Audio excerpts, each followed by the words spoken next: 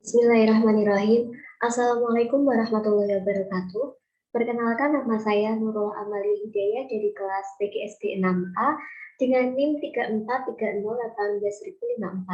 Nah, di sini saya akan menjelaskan mengenai materi peningkatan daya saing dari mata kuliah Sistem Sosial Budaya dan Perspektif Global yang diampu oleh Ibu Yulina. Nah, langsung saja masuk kepada materi, yaitu yang pertama mengenai peningkatan daya saing. Pada poin pertama ada peningkatan produksi dan mutu produk. Nah, peningkatan produksi ini maksudnya sekarang dituntut untuk bisa memproduksi suatu barang dalam jumlah yang banyak atau produksi massal. Jadi tidak seperti dulu yang produksinya satu-satu sangat terbatas. Nah, sekarang bisa memproduksi dalam skala yang lebih besar sekaligus. Kemudian ada juga mutu produk. Nah, mutu produk di sini yang dimaksud berarti menghasilkan produk atau barang dengan kualitas yang tentunya lebih baik, dengan mutu yang lebih baik.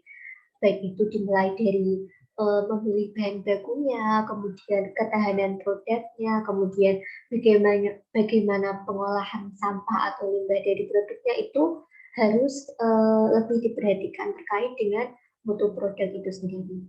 Kemudian poin selanjutnya ada penguasaan bahasa Inggris. Nah, saat ini pada era globalisasi, era digital utamanya penggunaan bahasa asing utamanya bahasa Inggris sebagai bahasa internasional sudah semakin dibutuhkan. Karena sekarang targetnya adalah sudah tingkat global atau skala internasional, di mana salah satunya tadi bahasa Inggris merupakan bahasa yang paling banyak digunakan di seluruh dunia. Nah, selain dari bahasa Inggris sendiri, kita dapat menggunakan bahasa lain yang banyak digunakan, contohnya pakai bahasa Mandarin, bahasa Jepang, atau bahasa Rusia misalnya. Kemudian ada juga yang terakhir penguasaan ilmu pengetahuan dan teknologi. Nah, ini tentunya ya, apalagi sekarang sudah di era globalisasi di mana perkembangan ilmu pengetahuan dan teknologi sudah semakin cepat terjadi. Nah, jadi kita supaya tidak menjadi generasi yang tertinggal zaman, makanya kita harus menguasai adanya ilmu pengetahuan dan teknologi tersebut. Selanjutnya mengenai materi pentingnya wawasan dalam perspektif global dalam pendidikan. Nah, yang pertama ada anticipate atau kemampuan untuk mengantisipasi. Nah, ini maksudnya kita harus bisa memahami situasi, kondisi, dan permasalahan yang terjadi di lapangan. Sehingga nantinya kita bisa memikirkan, oh nanti bagaimana solusinya, bagaimana menghadapinya, apa kelebihannya, apa keuntungannya, kemudian resiko apa yang akan terjadi atau kerugian atau kekurangan apa yang dihadapi, sehingga nantinya kita bisa mengantisipasi segala hal yang sekiranya akan terjadi. Kemudian ada scope atau mengerti dan mengatasi situasinya tadi. Kita harus benar-benar melihat, mengerti, memahami dulu situasi apa yang akan kita hadapi atau permasalahan apa yang akan dihadapi.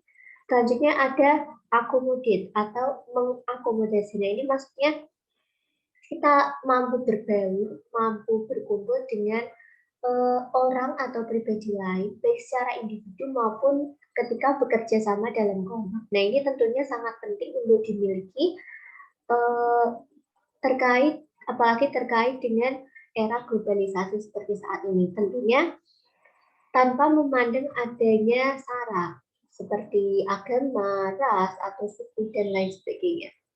Kemudian ada reorient atau mereorientasi. Nah, ini maksudnya kita mampu meninjau kembali seperti tadi. Bagaimana permasalahannya, apakah sudah benar, kemudian solusinya bagaimana, kemudian putusannya bagaimana. Ini kita bisa meninjau kembali dengan adanya reorientasi. Kemudian materi yang terakhir yaitu menurut Hertelaar pada tahun 1998 mencetuskan adanya konsep-konsep inovasi yang dapat meningkatkan wawasan. Nah, di antaranya adalah yang pertama yaitu adanya masyarakat yang kompetitif. Nah, kompetitif di sini itu maksudnya bisa bersaing, mempunyai daya saing, namun daya saingnya tentu saja secara sehat, secara baik. Nah, itu bersaing secara kemampuan, misalnya kemampuan akademisnya, kemudian skill-nya, keterampilannya, juga sikap atau attitude-nya, bukan bersaing secara tidak sehat seperti menyuap atau lewat jalur orang dalam. Nah, itu tidak. Jadi masyarakatnya harus bisa kompetitif atau bersaing secara sehat, secara adil, secara fair. Kemudian ada kualitas di atas kuantitas, tentu saja. Jadi harus benar-benar memilih yang berkualitas baik. Kemudian ada super highway. Super highway ini maksudnya adanya sistem komunikasi digital dan jaringan internet untuk mendapatkan informasi dan kita dapat berkomunikasi dengan lebih cepat. Nah, tentunya ini apalagi sekarang sudah zamannya internet, tentu saja komunikasi dan informasi ini semakin mudah dan semakin cepat kita dapatkan. Kemudian ada penguasaan bahasa. Nah, ini sudah kita bahas tadi sedikit, utamanya bahasa Inggris. Sebenarnya tadi bahasa Inggris merupakan bahasa internasional yang paling banyak dipakai oleh orang seluruh dunia. Nah, selain bahasa Inggris juga bahasa yang bisa kita mulai pelajari atau bisa kita kuasai, misalnya ada bahasa Jepang, bahasa Mandarin tadi, kemudian bahasa Rusia atau bahasa dari negara-negara lainnya itu bisa mulai kita pelajari dan pastinya nanti akan berguna.